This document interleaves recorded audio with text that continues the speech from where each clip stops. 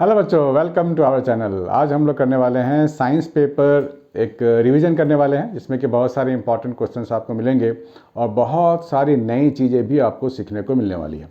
तो बच्चों, pen paper लेकर तैयार हो जाओ और लाइक कमेंट सब्सक्राइब तो रुकनी नहीं चाहिए, क्योंकि डेली आपके लिए इंपॉर्टेंट क्वेश्चंस के अपलोड्स आपको डेली मिलेंगे जो आपकी रिविजन के लिए बहुत ही ज़रूरी है, बहुत ही हेल्पफुल होने वाला है। तो बच्चों, पेन पेपर लेकर तैयार हो जाओ, देखते हैं आज कुछ क्या नया सीखने को मिलता है। ठीक है, तो हम लोग करने वाले हैं क्लास 10 साइंस पेपर सॉल्व। इस तरीके से आप सॉल्व करना CBSE 2024 के लिए, ताकि आपको पूरा का पूरा 100% मिले ही।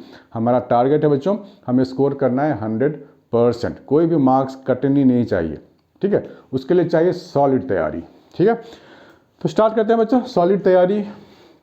ये सेक्शन ए है, 1 मार्क वाले क्वेश्चन है और आपके सामने दिख पा रहा होगा ये 2 टेस्ट ट्यूब है। Test tube containing solution of sodium sulphate और दूसरा है बेरियम क्लोराइड। ठीक है, तो दोनों का पहले फार्मूला लिख लो। सोडियम सल्फेट हो गया Na2SO4 और इसको मिलाया गया है किसमें?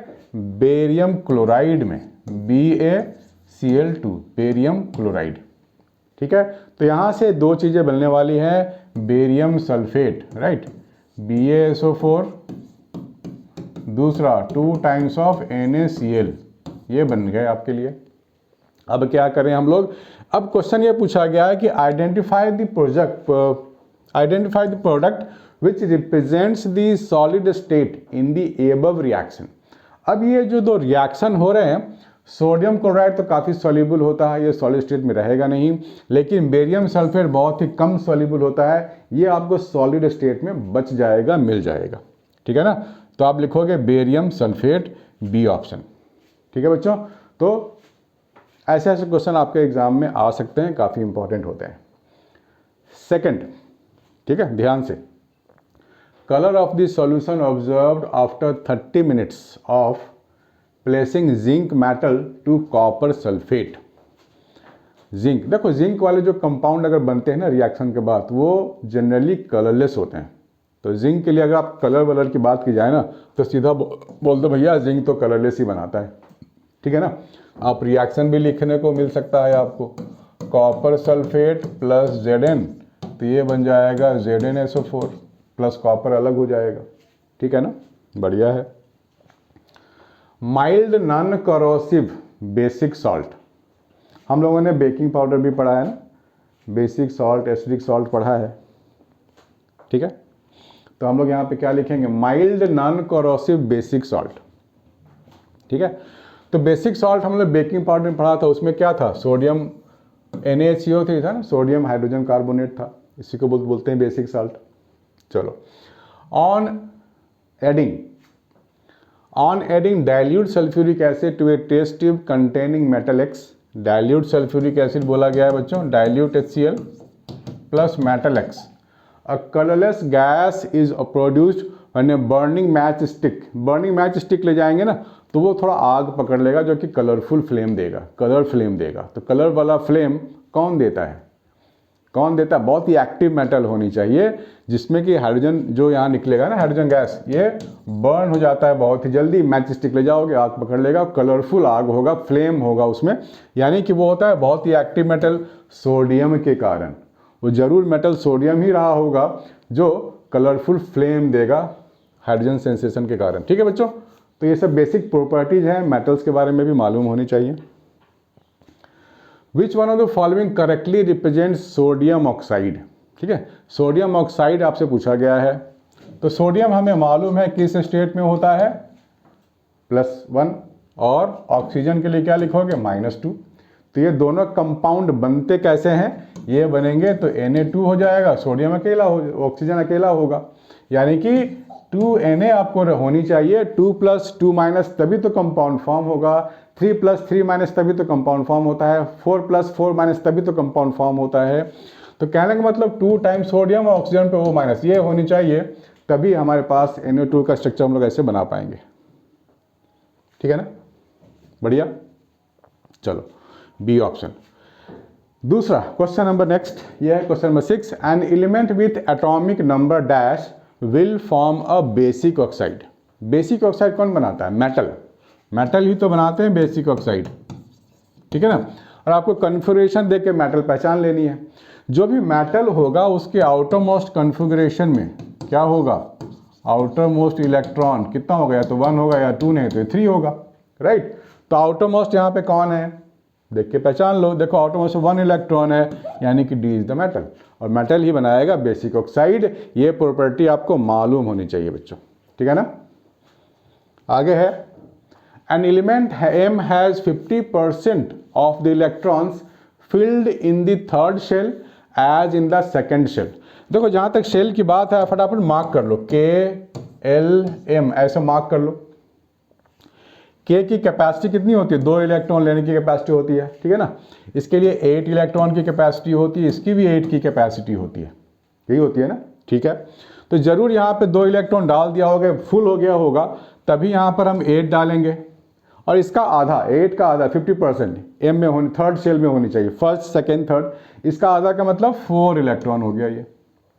तो कितना हो गया, 2 + 8 + 4 यानी कि 14 हो गया ये, ठीक है ना, 14। तो यहाँ हम लोग डालेंगे 14, बढ़िया, ओके ग्रेट, 14 इलेक्ट्रॉन।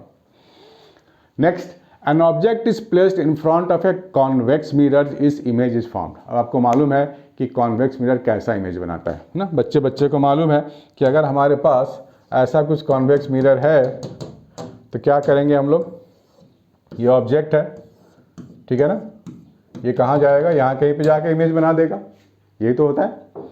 तो हम लोग क्या करेंगे, हम लोग यहाँ पे इमेज बना देंगे ऐसा कुछ, ठीक है ना।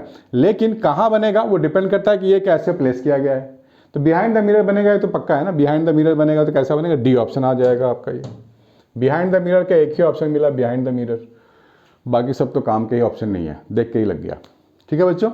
13th 14th, when light enters the atmosphere it strikes on extremely fine particles which deflect the rays of light in all possible directions. This is due to, particle से लाइट अगर डिफ्लेक्ट होके जाते हैं, इसको तो बहुत ही बेसिक डेफिनेशन, इसको बोलते हैं स्कैटरिंग ऑफ लाइट। तो आप क्या करोगे, स्कैटरिंग ऑफ लाइट पे टिक मार दोगे, सीधी सी बात है ना। चलो बच्चे लोगों का message,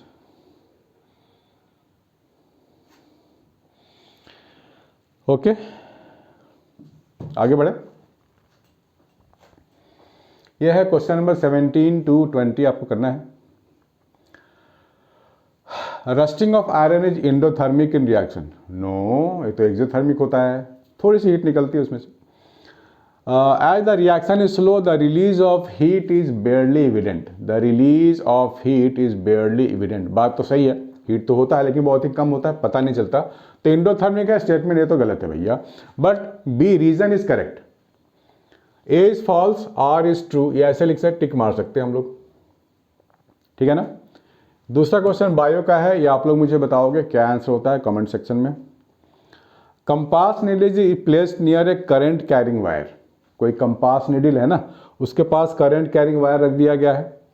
the deflection of the compass needle decreases when the magnitude of current in the wire increased. ओ ऐसा तो नहीं होता, जब करंट इन द वायर जब हम बढ़ाएंगे ना तो मैग्नेटिक फील्ड की वैल्यू बढ़ जाएगी, वो फिर डिफ्लेक्शन फटाफट करेगा, ये गलत गिवन है, इसे रॉन्ग स्टेटमेंट।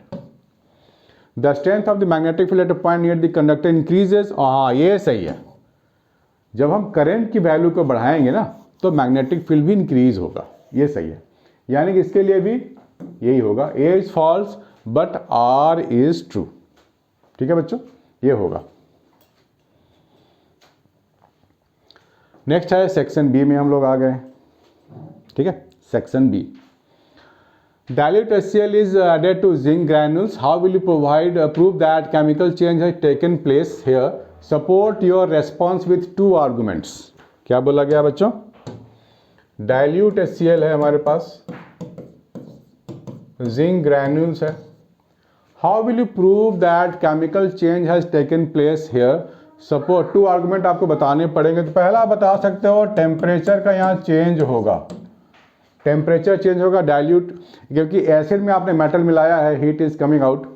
दूसरा आप कलर ऑब्जर्व करना पड़ेगा आपको, कलरलेस गैस निकलने वाला है, जिंक जो देगा ना वो कलरलेस कंपाउंड आपको देने वाला है, ठीक है ना, ठीक है ना। तो ये चीज़ें आपको दो आपने आर्गुमेंट बता दिए हैं, एक तो कलरलेस वाला बता दिए हैं और दूसरा आपने टेम्परेचर चेंज आपने बता दिए हैं। ठीक है बच्चों, तो ये सब चीज़ें आपको मालूम होनी चाहिए बच्चे लोग। हाँ, ठीक है।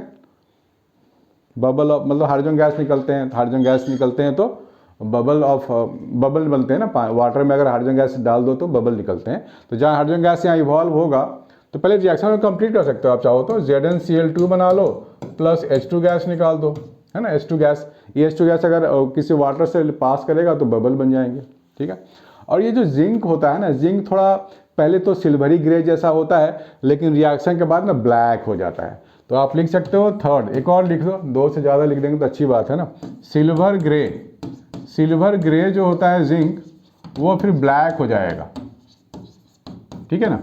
ये तीन सबूत आपने दे दिए हैं भाई, ये रिएक्शन हो रहा है, ऐसे ऐसे हो रहा है। ठीक है बच्चों, तो बाकी के जो क्वेश्चंस है हम लोग पार्ट 2 में करेंगे, कल ये अपलोड करूंगा मैं। अभी आप इसको नोट डाउन करो और अपने अपने डाउट भी मुझे भेज सकते हो, आपको रिस्पॉन्स मिलेगा।